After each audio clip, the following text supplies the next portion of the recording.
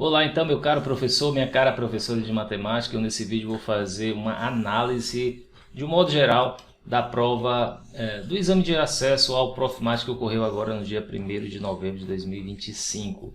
Aí, o que nós temos para falar, assim, de um modo geral, com relação aos assuntos? Foram abrangidos quase todos os assuntos. Eu poderia dizer que a parte de congruência e semelhança de triângulo não foi cobrada, ou se foi cobrado, foi como alguma estratégia de alguma questão, mas que eu pudesse ver bem claramente esse assunto, eu não vi nenhuma questão assim. De fato, o assunto equação e inequação, equação racional, irracional e modular foi um dos assuntos mais cobrados. Assim que o assunto entra no edital, ele é bastante cobrado. Foram 4 questões deste assunto. E se você estiver querendo ver a resolução do ENA 2026, basta que você clica nesse link que está aqui em cima e você vai assistir a nossa resolução, que foi feita no próprio dia do exame. Assim que finalizou, nós fomos o primeiro a fazer a resolução desse exame na internet e gabaritamos, graças a Deus, esse exame. E vamos agora fazer uma análise geral dos assuntos, como foram cobrados, o grau de dificuldade, enfim, vamos dar uma passada geral, começando assunto por assunto. Por exemplo, proporcionalidade de porcentagem, que era um dos assuntos mais cobrados dentro deste exame. Nessa prova em particular, só foi cobrado uma questão apenas, e foi a última questão da prova, questão de número 30. Está aqui ela aqui na tela, onde ela fala dessa questão das torneiras, onde 2 torneiras enchem um tanque, e aí ele quer saber o tempo total para esse tanque ficar cheio de acordo com algum manuseio dessas 2 torneiras. É uma questão típica ali de você usar uma razão entre a vazão dessas torneiras. Então acho que foi a única questão que houve de proporcionalidade e porcentagem. A primeira questão, vou trazer ela aqui para você aqui na tela, ela fala um pouco de porcentagem. Após caminhar 20% do que havia planejado, só esse termo só que nós temos de porcentagem, mas essa questão, até pela sua resolução, você vai montar uma função do primeiro grau. Então foi rotulada por mim ela como uma função afim, não por questão de porcentagem. Algumas questões elas vão pegar mais de um assunto, então a gente vai pegar aquele que eu acho que seja mais preponderante e rotulá-lo como aquele assunto em si, tá? Então nesse caso, essa primeira questão eu coloquei como se ela tivesse sido uma questão de equação do primeiro grau. Outra questão desse mesmo assunto foi a penúltima questão do exame, a questão de número 29, onde você tem uma série de sistemas. Inclusive essa questão ela já foi cobrada há pouco tempo, praticamente igual, assim, com alguma diferença, mas de um modo geral essa questão ela é muito igual à que foi cobrada há pouco tempo atrás. Então quem vem acompanhando as nossas resoluções vai ter a oportunidade de verificar que, de fato, essa questão ela já é a segunda vez que ela aparece. Quando eu digo que ela aparece, não é exatamente igual, mas era uma sequência de sistemas onde a solução de um sistema passava a ser os termos independentes de um outro sistema, e nessa sequência de soluções ele queria um determinado termo, e basicamente, então, como eu falei, é mesmo estilo, muda pouca coisa. Então essas são as 2 questões de equação do primeiro grau que esse exame trouxe. De equação do segundo grau, função quadrática, este é um dos assuntos top 4 mais cobrados no exame, e eu trago para você aqui a questão de número 2. Vou levar ali a questão de número 2, vamos chegar aqui a ela. Pronto, onde nós temos aqui uma parábola ax² mais bx mais c, ela passa por um determinado ponto, e então ele vai pedir alguma coisa relacionada a essa parábola. Então essa claramente é uma função quadrática. Outra questão desse assunto é a questão de número 5, onde você pode até... porque aqui é o seguinte, nessa questão você tem um conjunto, né? Um conjunto formado por elementos do conjunto dos números inteiros, então você podia rotulá-lo como uma questão de conjuntos numéricos. Aqui você tem uma inequação do segundo grau, e você tem também uma contagem de elementos. Então você pode pensar que ela pode ser uma questão de contagem, uma questão de conjuntos numéricos, ou uma questão de equação e inequação de segundo grau função quadrática, e foi aí que eu fiz a rotulação dela. Mas o importante é que você saiba que essa questão ela também está no mesmo estilo do que vem sendo cobrado. Nós trabalhamos essa questão na nossa preparação, não exatamente assim, mas questões muito próximas a ela, então creio que não tenha tido muita dificuldade a resolver aqueles que estão nos acompanhando. O próximo assunto que a gente está trazendo é Teorema de Pitágoras, com duas questões. Eu achei até bem cobrado esse assunto, já que, por exemplo, proporcionalidade, que é um assunto bem cobrado, veio só uma questão.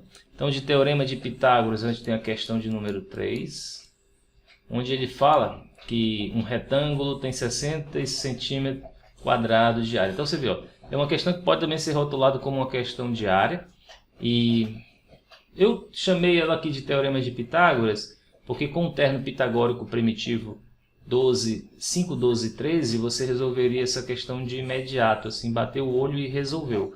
Por isso que a estratégia de Teorema de Pitágoras resolve ela, apesar de ser uma questão que traz um conceito de área e uma medida diagonal. Então você, com o Teorema de Pitágoras, resolve ela. Na verdade, não é nem Teorema de Pitágoras, com terno pitagórico primitivo, tá? Você resolve ela muito mais rápido. Outra do mesmo assunto é a questão de número 20. Vamos até ela aqui embaixo. Aqui, ó, a questão de número 20. Todas as questões de Teorema de Pitágoras, na verdade, ela vem uma questão de geometria, na qual você, usando o Teorema de Pitágoras como uma ferramenta, você consegue encontrar a resposta de forma mais rápida, né? Então você tem um quadrado, dois quadrados, um círculo, ele quer o raio desse círculo. A estratégia que você deve usar para resolver essa questão, uma das estratégias pelo menos, né, é traçar a diagonal desse quadrado maior. Então você vai abranger aqui a diagonal de um quadrado menor, que pelo Teorema de Pitágoras, sabendo os lados, você encontra. Mas a gente sabe que direto é L raiz de 2, mas esse valor também vem do Teorema de Pitágoras. Você tem um raio aqui e mais a metade da diagonal deste quadrado. Então, com essa medida do raio e a diagonal do quadrado maior, você encontra o raio. Bom, são só essas duas questões, mas também não esperávamos mais do que isso.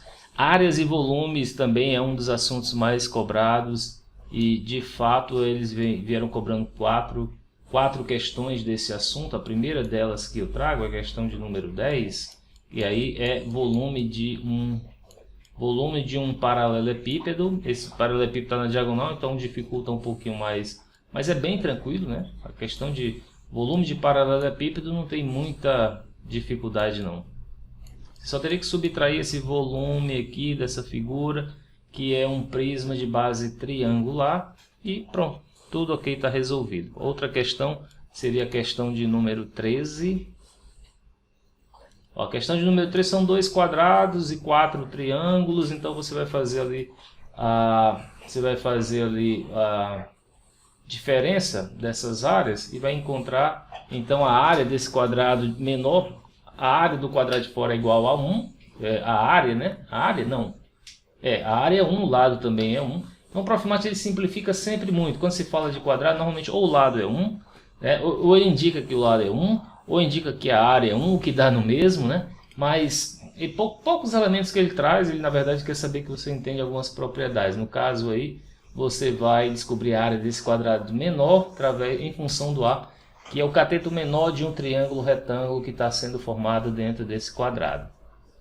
Então veja que é de fato uma questão de área, mas também não tem muita dificuldade, basta fazer uma subtração de áreas para resolvê-la. Bom, outra questão de área, terceira questão de área dessa prova, essa questão de número 18, mas é uma questão que envolve também o máximo de um valor, o máximo de uma área, né? Máximo de uma área dentro de um triângulo retângulo. Normalmente envolveria também função quadrática, porque você montaria como uma função área, uma função do segundo grau, onde ela teria um valor máximo igual ao x do vértice, ou y do vértice, e aí você encontraria essa área máxima, mas sabendo da propriedade, você já pode ir direto ao ponto. Então, com uma questão de área, sem na verdade precisar fazer uso da função quadrática. Bom, depois dessa e última questão de área, a questão 27. Que questão é essa? Está aqui, ó, 27. Essa aqui foi uma questão que trouxe algumas complicações. É uma questão que está lá no final da prova, né? É uma questão de dois triângulos equiláteros. O enunciado não diz isso, mas no andar da resolução você vai perceber que o PQR também é equilátero, ele quer a razão entre essas áreas. É uma coisa bem típica também do Profimate, você perceberia nessa resolução que você tem aqui o triângulo BQP, APR e o RCQ com três triângulos egípcios de ângulos 30, 60, 90. Então essas características ajudam na resolução dessa questão. Então questão de área são 4. Próximo assunto que a gente vê é trigonometria. Lembrando, professores, que todas essas questões que nós vimos até agora, as que nós vamos ver, foram trabalhadas de algum modo no nosso curso de preparação.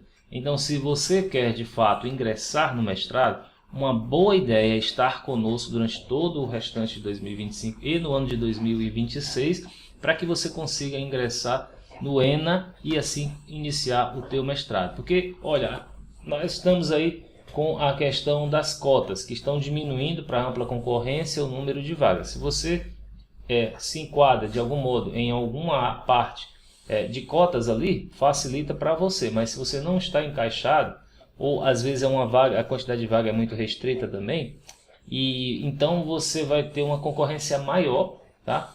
E então você vai ter que também buscar atingir uma quantidade maior de pontos. E outro fator que vai fazer com que a concorrência do Profimate aumente é o início em 2026 do doutorado profissional. Com certeza, os olhos dos professores de matemática se voltarão com muito mais intensidade ao mestrado agora, que é uma das portas de entrada do doutorado. Voltando aqui agora, nós vamos falar sobre o próximo assunto, que é o assunto de... vai ser razões trigonométricas. Só uma questão que foi cobrada em razões trigonométricas, e foi a questão de número 4. Deixa eu ir até ela aqui para a gente olhar e entender o que essa questão pede. Ela é bem simples. Ela pede aqui, olha, ela diz que a tangente de um ângulo agudo, não fala que tipo de triângulo é esse, ele só diz assim, ó, sabendo que a tangente de um ângulo agudo alfa é igual a 2, qual o valor do seno, do quadrado do seno mais o cosseno de alfa. Mas aí olha que coisa interessante, né? Ele só diz que a tangente de um ângulo agudo, não diz nem que figura é essa. Então você poderia, devido a essa abertura tão grande, pensar num triângulo retângulo de lados 1 e 2, catetos 1 e 2, aí rapidamente por teorema de Pitágoras você descobriria que a hipotenusa vai dar raiz de 5. Então você aí já tem um seno e o cosseno e já resolve ela de modo fácil, né? Mas é uma questão bem aberta, tá? Bem aberta mesmo. Nem em triângulo ele diz que é. Você pode pensar que fosse uma outra figura, por exemplo. Métodos de contagem. Duas questõezinhas de métodos de contagem. Olha só, duas questõezinhas só. Normalmente é muito bem cobrado este assunto. Vamos lá para a questão de número 12, onde ele fala sobre senha. Uma senha e ele pergunta quantas são as senhas válidas possíveis, dado aqui as propriedades dessa senha. Então é uma questão, se você entende deste assunto e você nos acompanhou, viu que métodos de contagem a gente frisou muito que eles vão cobrar ou anagrama ou quantidade de números dentro de um determinado intervalo ou então sobre tabuleiros. E essa questão é justamente em cima voltado de um intervalo de 5 algarismos aí, ó, dentro dos algarismos de 0 a 9, então nessa limitação ele é bastante trabalhado, vimos isso na nossa preparação, então quem esteve lá eu tenho certeza que conseguiu resolver essa questão de número 12. Outra questão também que foi cobrado sobre esse mesmo assunto é a questão 19, vamos a ela. Aqui, ó, questão 19 também ela pode ser rotulada como uma questão de conjuntos numéricos. Você diz que tem um conjunto X formado por números inteiros que vão de 30 a 2025. Deste conjunto você vai tirar os múltiplos de 10, que é um subconjunto A de X, e o subconjunto B de X, que são os múltiplos de 15. E ele pergunta quantos são os elementos dessa união. Então você tem que fazer os múltiplos de 10 desse intervalo, os múltiplos de 15 e retirar daí os múltiplos de 30. É uma questãozinha de princípio de inclusão e exclusão. Então rotulei com uma questão de contagem. São duas, como eu falei, né, duas questões de contagem. Eu acho que eu esperava um pouquinho mais. E, por exemplo, probabilidade, temos duas questões. Eu esperava uma só e 3 de contagem, mas não, eles balancearam ali. 2 de contagem, 2 de probabilidade. A primeira de probabilidade que eu trago aqui é a questão de número 6. Cadê a questão de número 6? Está aqui, ó. Então, essa questão é interessante porque ele fala sobre uma caixa e dentro dessa caixa ele retira pedras. O que é comum no Profimate, eu vou até dizer, olha, nesses últimos dias nós estávamos falando sobre isso. Sobre métodos de contagem, ou ele fala sobre moeda, ou sobre dados, ou sobre urna. Essa questão ela não fala de urna, mas ela troca o nome de urna para caixa e o nome de bolas que são colocadas na urna por pedras. Então é basicamente a questão do mesmo assunto, apesar dele trocar os nomes ali, mas é uma questão similar. E se você estava estudando na sua preparação, você fez essa questão aí de várias vezes só com outras formas, mas bem similar. Depois dessa questão aí de probabilidade, nós vamos para a questão de número 26, já lá para o final da prova. Então ele bota uma lá no começo e outra lá mais para o final da prova, né? Ó. Escolhem-se aleatoriamente 3 faces de um cubo. Ele quer saber a probabilidade dessas dessas 3 faces não se interceptarem em um único ponto. Então você vai buscar ali a quantidade de faces de um cubo em que essas 3 não se interceptam em um único ponto. Esses são o número de casos favoráveis. O número de casos possíveis são uma combinação de 6, 3. E depois você pode fazer pelo complementar, que fica até mais fácil, mas são 2 questões de probabilidade. Então olha só, 2 de probabilidade, 2 de método de contagem. Estatística foi uma única questão cobrada, uma questão assim bem típica, média, mediana e moda. Tá aqui, ó. E outra coisa, ele facilitou, porque normalmente nas questões onde ele vai pedir a mediana, ele traz os dados embaralhados. Aqui não, ele já trouxe em uma ordem crescente, facinho de se fazer. Um número ímpar, 11 pessoas, então você para encontrar a mediana é só pegar o 6º elemento da ordem ali. A moda também é muito simples, você vai olhar, tem um número que se destaca se repetindo. O problema maior é você fazer a média, mas ali contando rapidamente, não são números difíceis de contar. Então é uma questão que eu considero bem tranquila, tá? A questão de estatística foi bem tranquila e previsível, isso aqui é importante. Depois, o assunto triângulo, como eu falei, congruência e semelhança de triângulo não foi cobrado. Foi o único assunto que eu não vi nenhuma questão relativa a ela. Mas PAPG, nós temos a questão de número 16. Na verdade, ela não era nem direta assim como uma progressão. Ela é uma sequência. Ele vai fazer uma sequência que, na verdade, essa sequência, eu acho que ela vai ser uma progressão aritmética, mas ele te dá a fórmula de recorrência dessa soma. E aí, então, você consegue verificar que você pode usar direto, tá? Por exemplo, se ele quer o elemento A10, então o A10 seria o S10 menos o S9. Então, você por aí você faz também, rapidinho. Ou então, você encontra o primeiro elemento, o A1, que é o S1. Depois você encontra o S2, faz a razão, e aí você encontra pela fórmula do termo geral o 10º termo. Também é uma forma rápida de se resolver essa questão. Não é uma questão difícil, trabalhamos com essa questão de PA, de uma sequência onde ele traz uma fórmula SN, porque não é a primeira vez que ele cobra. Então já estudamos exatamente fórmulas dessas questões muito parecidas, questões com esse tipo de recorrência, né? Então quem estava fazendo o nosso curso de fato teve uma vantagem muito grande. E a outra questão de PAPG era sobre a definição, era a definição de progressão. Questão de número 23. Olha só o que ele pede aqui, a soma dos n primeiros termos de uma PG, onde ele dá o A1 e a razão. Tem o que fazer, né? Só jogar na fórmula ali e resolver. Na verdade, o Profimate quer saber se você lembra, se você traz como bagagem a forma do soma dos termos, a soma finita dos termos de uma PG. É só isso que ele quer saber se você sabe.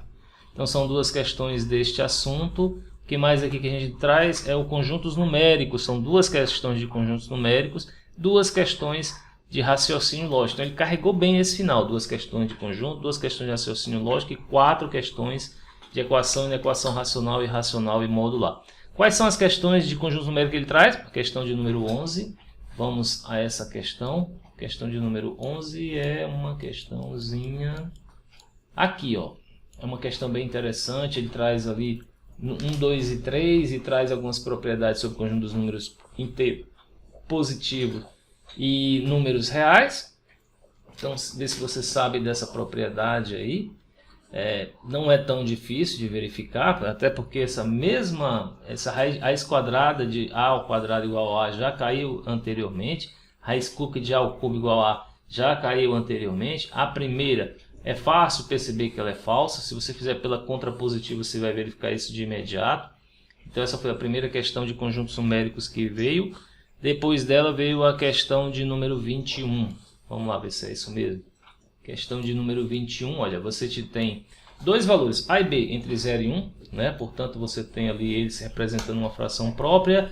Você pode sugerir um valor para A, um valor para B e fazer as verificações do item. Não é uma questão muito complicada, você vai ter que analisar, se você der sorte ali, de encontrar rapidamente a resposta, que seria a letra B, né? Você vai ganhar um tempo. Mas com uma sugestão de números, por exemplo, o A igual a 1/3 e o B igual a 1/2, seria uma sugestão bem interessante. Ou então você pode fazer um número bem pequeno, A, né? Por exemplo, 1/10 e o B igual a 9/10, para ficar bem distoante, de repente fica bem diferente assim os valores que você vai encontrar, dá para encontrar de forma mais rápida. Então, depois dessa questão de número 21, nós vamos para raciocínio lógico, onde a primeira questão é logo a próxima aqui, ó. É uma questão de um jogo de escape room, onde ele traz uma senha e pede através das afirmações que você encontre essa senha. Não é muito difícil, é uma questãozinha, se você estiver bem tranquilo, você resolve ela rapidamente, não precisa de nenhum conhecimento mais, além do que interpretar as afirmações que estão ali. Normalmente, o que eu pensei, de fato, que viria sobre raciocínio lógico seria questões que vinham com conjuntos numéricos, atreladas a conjuntos numéricos. Mas não foi isso que veio nessa questão e ela veio bem tranquila. Ainda bem que ela veio bem tranquila. Depois dela a gente vai ter a questão de número 25. Questão de número 25, que ele vai trazer ali as afirmações, questões com V ou F, e vai te trazer algumas afirmações ali, de modo que você consiga rapidamente encontrar a tua opção correta. Até porque logo no começo ele disse assim, ó, a aluna não havia estudado para a prova, mas ela sabia que seu professor sempre coloca mais questões verdadeiras do que falsas e nunca existem 3 questões seguidas com o mesmo valor. Meter um ponto onde você já simplifica bastante. Percebeu que a primeira e a última tinham valores lógicos contrários, então você já elimina 3 itens aí. Aí você vai pelas eliminações encontrando logo o item correto. Então, questão boazinha de raciocínio lógico, uma questão não muito difícil, são 2 questões de lógica e 2 questões de conjuntos numéricos.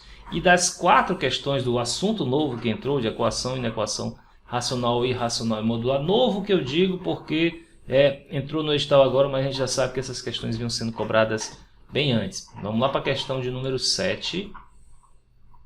Aqui, ó. Questão de número 7, onde você tem aqui uma fração, x menos 1, x mais 2 menor que x. Vai trabalhar essa inequação aí e vai trazer ela a uma equivalência com, por exemplo, a x mais 2 maior do que 0, com a letra A. Não vai ser muito complicado, basta que você subtraia x, depois você faz o MMC e chega rapidamente a essa ideia. Depois dessa questão de número 7, vem logo em seguida a questão de número 9, uma equação modular. Também não é uma equação muito trabalhosa, você pode substituir o módulo de x menos 1 por um y, ou então fazer a verificação de que a soma de 3 valores positivos para dar igual a 0 somente ocorre quando x menos 1 for igual a 0, ou seja, quando x for igual a 1. Então sempre tem algumas formas aí para chegar a esse resultado. Depois dessa questão nós vamos ter a questão de número 15, como uma questão desse assunto. Como eu falei, são 4 questões desse último assunto, e como realmente eu previ durante a nossa preparação que viriam esse número de questões, já que isso é comum, entrou um assunto novo, 4 questõezinhas ali eles colocam na prova. A questão de número 15 também é uma equação racional, também sem dificuldade nenhuma. Você só tem que tomar cuidado que o x e o denominador que não pode ser 0, então o x é diferente de menos 3 e o x é diferente de 1. Então, mas eu acho que não precisou fazer essa verificação em nenhum ponto, eu não lembro exatamente, mas eu acho que não. Eu sei que na última, sim, na questão de número 28, é a última questão que nós vamos analisar, e é uma questão desse assunto que traz uma suposta pegadinha. Eu digo uma pegadinha, mas quem esteve na nossa preparação, eu frisei várias e várias vezes. Olha, caiu uma questão irracional, uma questão racional, você testa o resultado para ver se ele funciona. como aqui de fato a gente tem que x menos 3 é maior ou igual a 0, então x tem que ser maior que 3. X tem que ser maior que 3. E aí a gente verifica que os valores que você traz como solução, quando vai manipular aquela equação ali, um deles é o 1, que não está dentro do nosso conjunto universo, então ele está fora. E aí o outro, que é o 6, sim, ele está dentro do intervalo da letra B, de 2 até 8. Então só esse cuidado, mas eu tenho certeza, como eu falei, quem estava fazendo nossa preparação não teve essa dificuldade, porque muito falei sobre testar em equações racionais e racionais em módulo, testar a solução se ela funciona. E de fato você precisou fazer isso para eliminar o número 1. Bom, de tudo isso, professor, nós temos só mais duas questões. Uma questão que caiu sobre o MMC, é a questão de número 8, que eu não consegui rotular exatamente como nenhum desses assuntos. E até preferi para não dizer, olha, essa questão aqui está envolvida com uma questão de função afim ou outro. Não, eu deixei ela como sendo uma questão de simplesmente MMC entre dois números. E outra é sobre uma divisão, você encontrando o resto, a questão 17, também é uma questão no estilo novo assim para o exame, mas que não traz assim muita dificuldade. Ele diz assim, um número inteiro deixa resto 220 quando dividido por 451. Então, olha, um dos números em que isso acontece é quando você soma 220 com 451, que dá o 671. 671 dividido por 451 vai dar 1 e o resto vai ser 220. Então, você vai pegar esse número e vai dividi-lo por 41 e ver o resto. Questão bem simples e bem tranquila. Então, professor de matemática, professora de matemática, se seu objetivo é ingressar nesse mestrado profissional, que é um mestrado que tem nota máxima no MEC, foi modelo para todos os outros mestrados de ensino profissional que nós temos hoje, de letras, de história, de geografia, de filosofia, de educação física, são vários, são muitos, não vou lembrar de todos aqui, mas o Profmat foi modelos para todos. Entrou agora o doutorado coroando então esse grande resultado que está trazendo o Profmat aí em toda a rede de professores do ensino básico, um mestrado realmente de excelência. E se você quer entrar nesse mestrado, fazer diferente, dar um upgrade na tua carreira, eu te convido para seguir este canal, convidar um colega teu, professor de matemática, também para participar dessa nossa preparação, porque se você não entrou agora em 2025, com certeza 2026 será o seu ano. Um grande abraço e nos acompanhe.